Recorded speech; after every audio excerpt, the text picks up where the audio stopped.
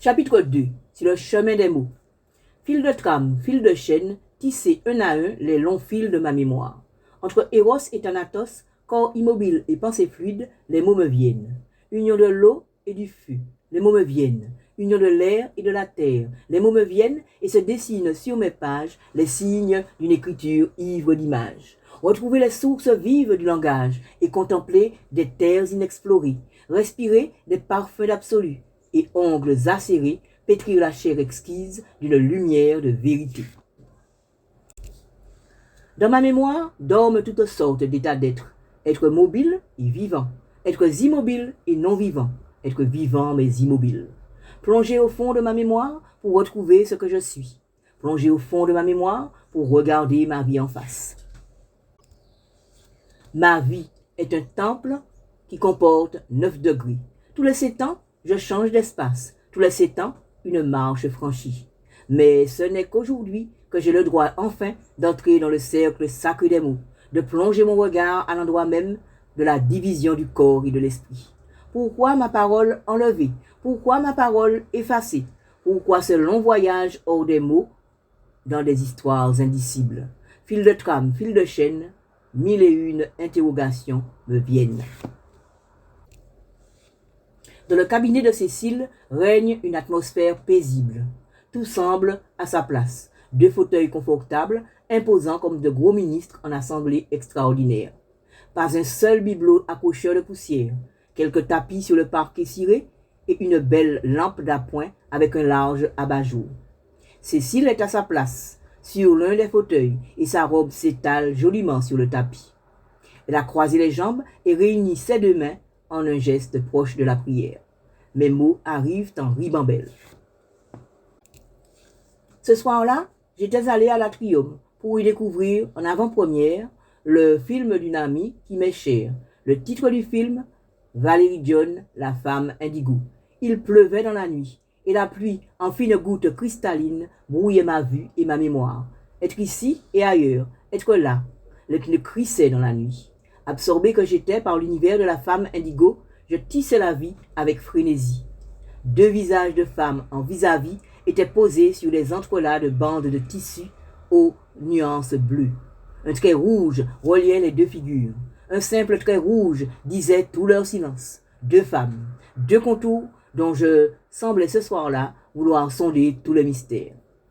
Vite, plus vite, il fallait faire parler les 2 visages, faire parler les visages des femmes en vis-à-vis. Et il me parlait les visages. Il me parlait sans aucun mot. Il me parlait dans le bleu de la misère, dans l'obscurité épaisse de ma nuit. Les visages et l'accumulation des bandes de toile bleue que des mains avaient patiemment déchirées, encollées et appliquées aussi.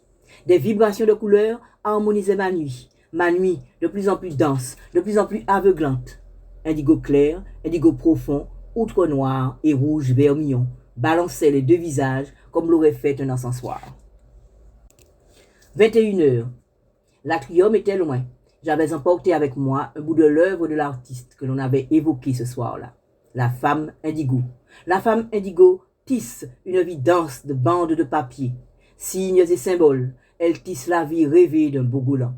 Elle donne la couleur de la terre à des œuvres hors du temps. Le Bogolan. Des maisons et des hommes aux couleurs de la terre, aux couleurs de la mer. Un baobab dont le tronc a été sculpté par le temps et les hommes. Un enfant nu court sur un chemin pierreux en riant. Une femme à la silhouette filiforme porte un seau d'eau en équilibre sur sa tête. Une autre, en un geste venu du fond des âges, pile des céréales. Immobilité et mouvement tissent jour après jour des histoires que raconte le Bogolan. L'Afrique, l'éternelle Afrique, écorce, feuille, terre d'Afrique, rêve absolu d'Afrique. Le Bogolan dit, le Bogolan parle, il parle de la vie. Bande verticale, bande horizontale, en parfait équilibre. La femme indigo tisse le monde, la femme indigo tisse la vie. Et ces tissages se sont mêlés au bleu et au rouge de ma propre toile. Le silence de la lippe des femmes en vis-à-vis scintille dans la nuit, et ce scintillement est parole due. Ça va, madame? Les secours vont arriver, tenez bon. murmura le gendarme. Une palpitation bleue a animé le rond-point du Vietnam héroïque, et le sang de ma blessure a dessiné sur la chaussée des mots qu'on ne peut pas lire. Une masse informe, balayée par la lumière bleue des gyrophares de l'ambulance, s'est agglutinée sous le pont. Les badauds sont les masques hideux d'un gigantesque carnaval. Et peu à peu, une atmosphère d'apocalypse envahit mon univers. On me regarde, on m'épie, on me soupèse. Saturation en chute vertigineuse, grand galop de mon cœur. Des voix d'hommes, des rires de femmes résonnent sous le pont du Vietnam héroïque. Des mots se meuvent dans l'ombre, arrangent des stratagèmes, ourdissent des complots, vont et viennent en un commerce illicite. Des mots qui se répandent dans l'air et remplissent mes poumons. Je suffoque, j'étouffe dans le trop-plein des mots. Les bruits du monde deviennent des choses frémissantes, vivantes.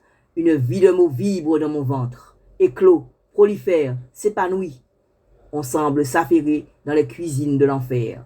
Cacophonie de casseroles et roulement de cas.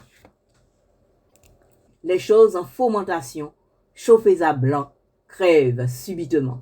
Elles éclatent en un bruit assourdissant, comparable au rugissement d'une bête. Et puis, plus rien. Ou plutôt, une confusion d'odeurs, de couleurs et de sons. Ma voix, mon cri, sont la voix et le cri des machines qui ont pris le relais de ma vie. Reste en vie, reste en vie, reste en vie.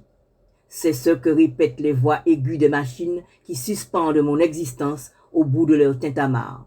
J'ai sombré dans le monde étrange de la demi-conscience. Longtemps, l'idée de soulever le voile du temple a occupé mon esprit, poussé la porte interdite. J'y suis dans le temple promis. Le halo de lumière qui enveloppe mon corps le signifie. C'est un endroit, m'a-t-on dit, d'où l'on ne sort pas en un claquement de doigts. J'ai pénétré l'antre poussiéreux de la demi-conscience, royaume généreux, bardé de cornes et d'aromates. Poudre de pollen, pétales et chair d'hibiscus rouge, stèles de pierre grise et or liquide.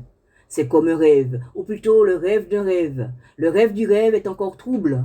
Petit soir glauque, où vont les idées mortes aux trousses de l'amour, ressuscitant l'extase de la non-existence. La mort.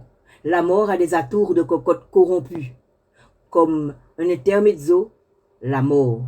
Largo, moderato, allegro, vivace. Un intermezzo où s'est serrée la vie. Pas tout à fait le départ sans retour. Pas encore.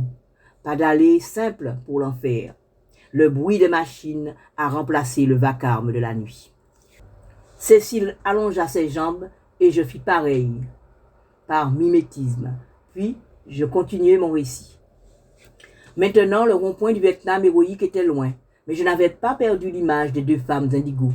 Elle était comme tracée au fond de ma pupille par un peintre fantastique, et le trait rouge de leurs uniques lèvres me répétait ces mots muets. Des mots sans voix, que les machines qui prenaient le relais de ma vie tentaient de reproduire en vain. Syncope de croche, syncope noire, c'était le bruit de mon cœur dans l'obscurité de la nuit. Petit à petit, j'avais pris conscience du monde qui m'entourait et de moi-même prenant conscience du monde. Les soufflements de l'assistance respiratoire, les bips et les zigzags de la machine qui mesurait le rythme de mon cœur ne savaient rien de mes chemins inattendus. Jadis, c'était dans le froid des oiseaux ou dans l'ordalie d'un fleuve qu'on lisait le futur. Et le chaman en délire délivrait ses messages. Sur son manteau bleu nuit, des étoiles prenaient vie. Absence de réflexe oculocéphalique, pupille asymétrique. L'inquisition d'une lampe électrique avait tenté de m'éblouir. Elle avait voulu percer le fond de ma pensée et lire mon avenir. J'avais eu beau crier ma propre version de l'histoire, on avait refusé de m'entendre. Les deux hommes et les deux femmes qui s'étaient penchés quelques instants sur mon sort avaient déjà tourné les talons et disparu dans le couloir. Ils n'avaient rien perçu de l'épopée qui m'agitait. Palpitantes histoires de moi-même, enfin réunies comme les deux parties d'un symbole. Deux temps, deux espaces, deux histoires avaient divisé mon existence. Deux. Toujours deux. Et pourtant, l'appel incessant de l'unique. Instant rêvé de l'unité enfin retrouvée. J'avais trouvé le secret des nombres, le voile du temple était soulevé et la lumière vive de la naissance à soi irradiait mon univers. Corps immobile et pensée fluide, je tissais les fils ténus qui me reliaient à moi-même. Aucun retour à l'existence morne des jours qui s'enchaînent n'était possible. Les yeux des femmes s'étaient ouverts. Pleurer, pleurer des larmes chimériques pour un cœur en partance. Palpitations chaudes d'un sein, poids d'un corps abandonné et coulure de conscience. Épousailles du vague et de l'eau en délire. Le rêve du rêve est d'un grand trouble, courbe d'illusion, plus haut, plus loin, ou même à portée de la main. C'est la double méprise de celui qui regarde l'étoile fichée à l'horizon. Une vie rêvée au sillon d'un regard, lointain bovin d'une beauté de terre en friche, lianes et serpents, et toute chose fuyante, et toute chose bruissante. Forêt d'ailes de feu, feu de forêt, à crever le soleil à son zénith. Un grand trou vert au cœur du végétal assoiffé, au cœur du végétal abreuvé, jusqu'à la suffocation. Épaisse et haute haie de feuillage refuge. Herbe fraîche, nimbée de lumière océane. Apesanteur de mots et d'essence meurtrifère.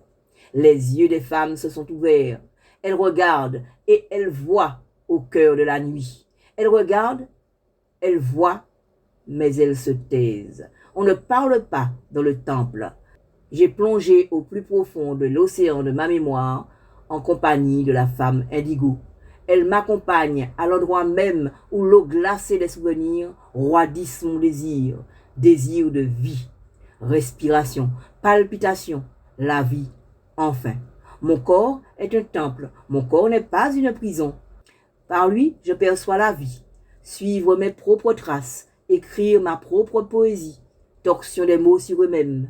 Vivre est le langage de l'esprit et du corps surtout. Mon corps semble immobile, ma pensée stérile. C'est ce qu'ont dit les trois oiseaux qui se sont penchés sur mon sort. Que savent-ils vraiment du royaume de la demi-conscience? C'est un lieu où la pensée se fait double, se fait trouble. Elle se charge de signes et de symboles. C'est un moment où l'on glisse dans un monde aux autres inaccessible. Que trouve-t-on dans ce royaume? Moi, je le sais. La femme indigo aussi le sait. Et les femmes dont la bouche semble scellée le savent. Depuis l'enfance, nous sommes indigo, intelligentes, sensibles et créatives. Le monde nous arrive par des chemins inattendus.